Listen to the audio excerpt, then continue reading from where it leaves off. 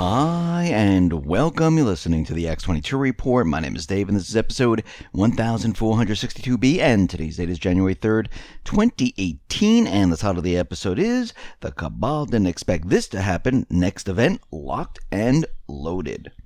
Now, before I get started, I just want to make an announcement. I uploaded an interview with Lior Gans. It is on the X22 Report Spotlight YouTube channel.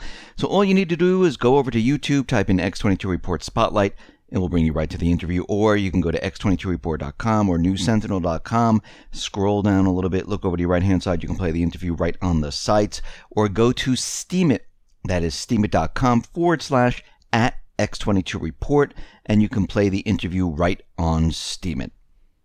Let's get into the economic collapse, political and geopolitical news. Now, we understand that the Cabal is very nervous because there's many different investigations going on with regards to the Uranium One deal, the Trump dossier, Fusion GPS, Hillary Clinton's email, Uranium One, and the rest. And they're very worried about these investigations because as they dig deeper, they're going to find out a lot of information. And there is a congressional committee. They're looking into Hillary Clinton's email server, and they're looking at the FBI reports, and they are saying that they have uncovered new irregularities and contradictions inside the FBI's probe of Hillary Clinton's email server. Now, we understand that this was a complete cover-up, and we're starting to get different facts that are coming out showing us that, yes, this was a cover-up by Comey and the rest. Now, there is clear evidence confirming that there was favoritism and prejudice within the FBI.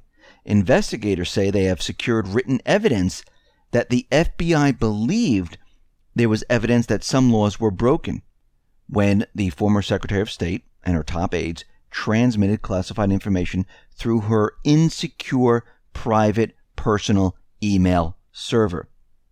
That evidence includes passages in the FBI documents stating the sheer volume of classified information that flowed through Clinton's insecure emails was proof of criminality, as well as an omission of false statements by one of key witnesses in the case.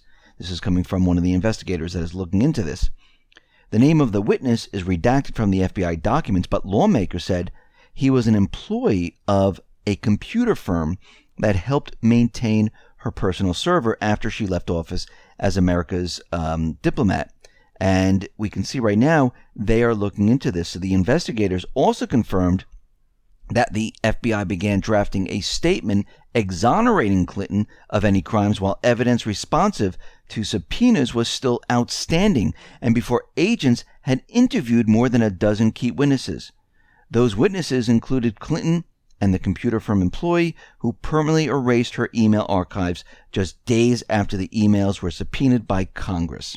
And this is coming from the investigator. And they're looking into this, and the Cabal understands and they realize that it's just a matter of time before something happens. Now, what's very interesting, there was a fire in the Clinton house in Chappaqua. Firefighters said they were rushed over there. There was a fire in there. Did they destroy the evidence? What really happened there? We don't know as of yet, but maybe that information will come out a little bit later. We see French President Macron. He's out there with the rest of the countries who are part of the deep state system, and they are trying to block certain news stories, which they call fake news. And the reason why they're doing this is they're imposing censorship. And this is what happens with those people in power. They don't want certain stories to come out that they don't want. And especially during election year, they want full control to make sure that the next person gets voted in. And we see right now, following Germany and Brussels, we see that Macron said on Wednesday he would overhaul French media legislation this year to fight the spread of fake news. Now again, how do they determine what is fake and what is real? Because the things that we talked about in the past, where we said, oh, the Islamic State is part of the United States, the coalition forces, that the United States was bombing the infrastructure of Syria to allow the Islamic State to spread throughout the country. Of course, back then, they would have said that was fake news. What we've come to learn today is that that was all true. And now there's more and more evidence coming out showing that the Cabal was using the Islamic State, it is their paid mercenary army, to push their agendas in certain areas. So once again, it looks like the deep state is doing whatever they possibly can, the Cabal, to shut down any type of story that doesn't jive with what their narrative. That's what they're trying to do. And that's what these dictators do all the time. We see North Korea. It looks like they have opened the cross-border hotline for the first time in 2 years. Both sides spoke to each other. Now, South Korea, Moon Jae-in, wants to speak to North Korea. North Korea wants to speak to South Korea. South Korea is technically cutting out the U.S. from negotiations. They're not involved in this. And this tells us that they don't want the U.S. involved in this. Now remember, China and Russia have for months been pushing their roadmap to peace. That would involve the U.S. and the South Korea suspending their military exercises on the Korean Peninsula. Now, Moon Jae-in in South Korea said, listen, can we suspend military operations during the Olympics? It makes no sense to do this. The U.S. said no, because the Cabal, they don't want this to stop. They want to continually provoke North Korea. But we can see the push is on for peace. And I believe, once again, that this whole thing about provoking North Korea, holding off the Cabal from invading, trying to have regime change, was to allow North Korea to become a nuclear state. This was really the plan of the U.S., Russia, China, and South Korea. And it's not the plan of the Cabal. They wanted North Korea to become a nuclear state. They wanted them to get inspected. This way, the Cabal has no reason to have regime change in this country because they don't want to invade a country that is a nuclear power.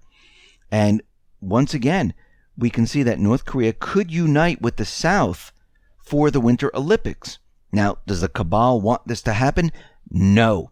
This is why I'm saying something could occur during this time period where the Cabal creates some type of an event. Now, we see right now Trump is out there and Nikki Haley is backing him up like crazy. And a lot of times I think this is all put on to trap the Cabal in certain instances, like Syria, for instance.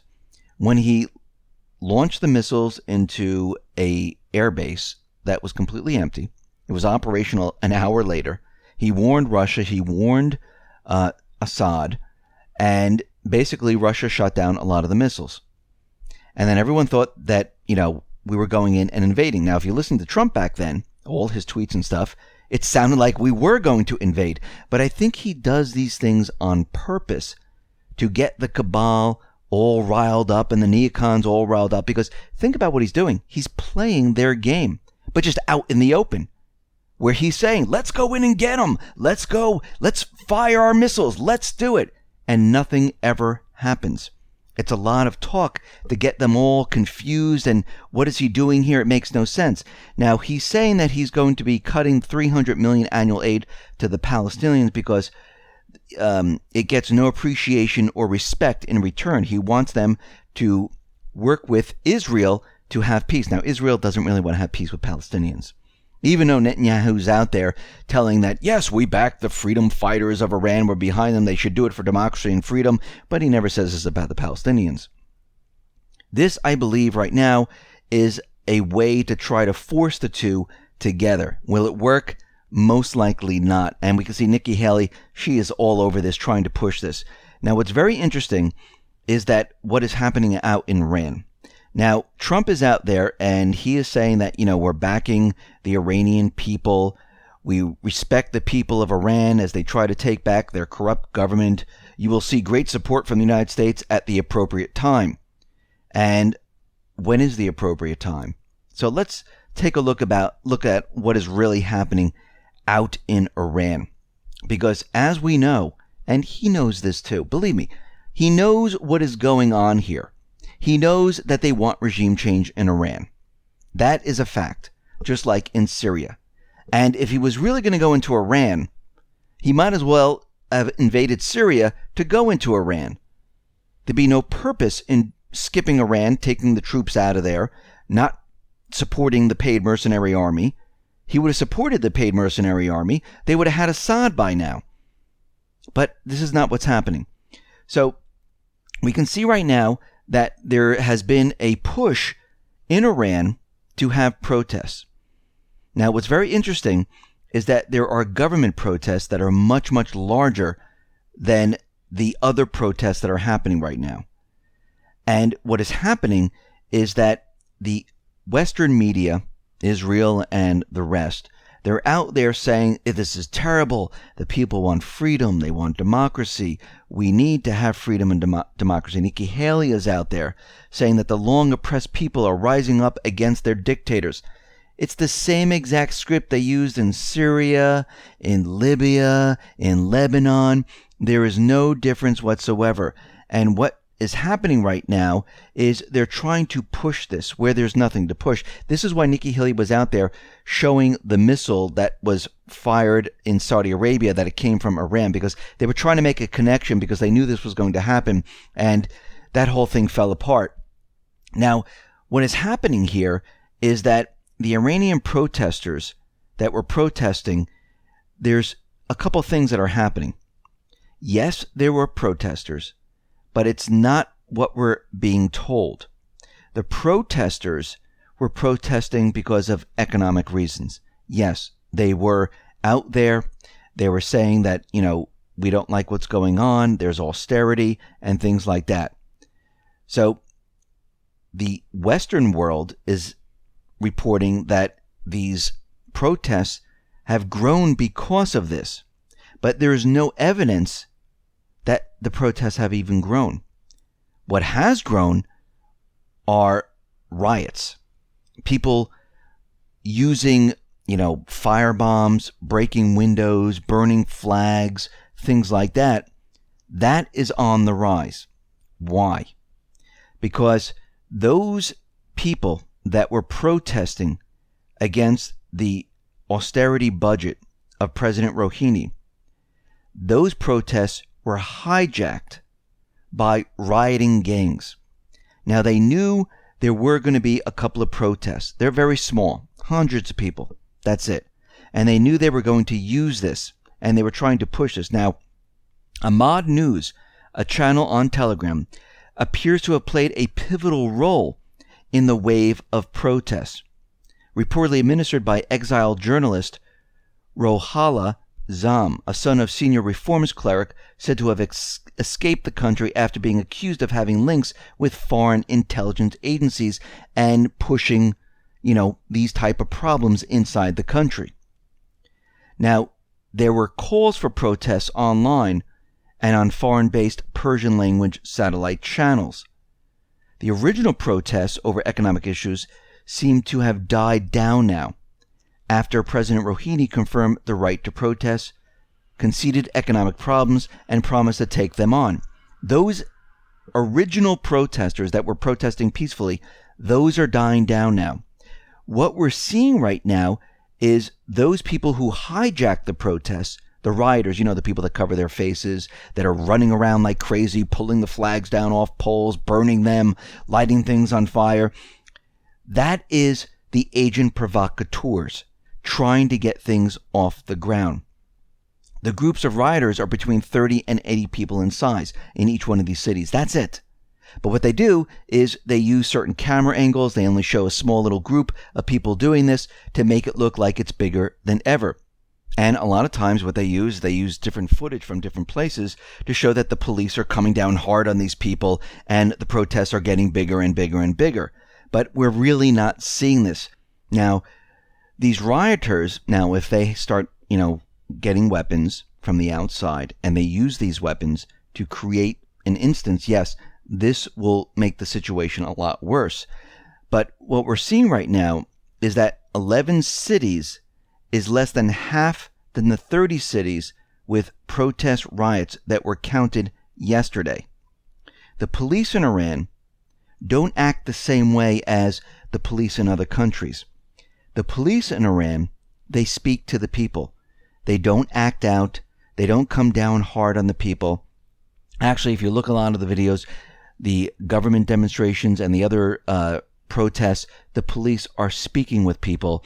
They're not doing what the Western media is telling you they're doing. And this is the problem with the Cabal. This is something that they didn't expect because they don't understand the Iranian people. They don't realize that they work together, they speak to each other, and they don't act in a way that other countries do. And this is their main problem. And they know this. This is why we see right now the U.S. envoy calls for an emergency UN session on Iran protests because they realize that it's not going in the way they want. Nikki Haley is out there and she's holding all these news conferences saying the people of Iran are crying out for freedom. No, they're not. They were just protesting because of the economic policies. It was a small group of people and this was hijacked. So what we're seeing right now is that it is falling apart. And it looks like a lot of this is under control. And the government protests, where they're not protesting against the government, where they're giving support to the government, they are huge in the country. And again, the Cabal did not expect this to happen, and they're having a huge problem. Now, London Paul was on Rogue Money, and he says the United States has for decades, along with Israel and other countries, tried to enact regime change in Iran, but has been unsuccessful so far. Since the overthrow of Iran has been elusive both militarily and economically. And he's saying that the deep state is trying to overthrow Iran with a type of homegrown uprising. Now, London Paul says that what is at stake is a blooming economic powerhouse relationship between Russia, China, and Iran. He says that, yes, there are some aspects of the truth to the protests, but he says that the Cabal will not be able to succeed in overthrowing the Iranian government. And he even points out that the Cabal even produced propaganda videos on MSM showing 3-year-old videos of protests in Bahrain, not Iran, like is being reported. And we can see this is what they've done in the past, where they're trying to show you something because they want you to say, oh my God, look how big it is. Look, everyone is getting out there. But actually the opposite is happening. The original protests, those protesters, well, they're not doing it anymore. They're saying, okay, Rouhani spoke to us. We get it. We're going back to our houses. The rioters are still out there, but it looks like they are under control. And the Cabal is very nervous about this because they just lost the control, the push to create something in Iran. So it's not working. And this tells us that most likely they're getting prepared and ready to do something else, where the next event is most likely locked and loaded and ready to go, which means that something still can happen in Iran if they supply these individuals with weapons. Maybe they will kill the general. Remember that report where it was showing that the United States gave Israel the permission to shoot and assassinate the general? See, they're trying to do whatever they possibly can to get something started, because if they can assassinate the general, they could start a war. This is something they would love to have.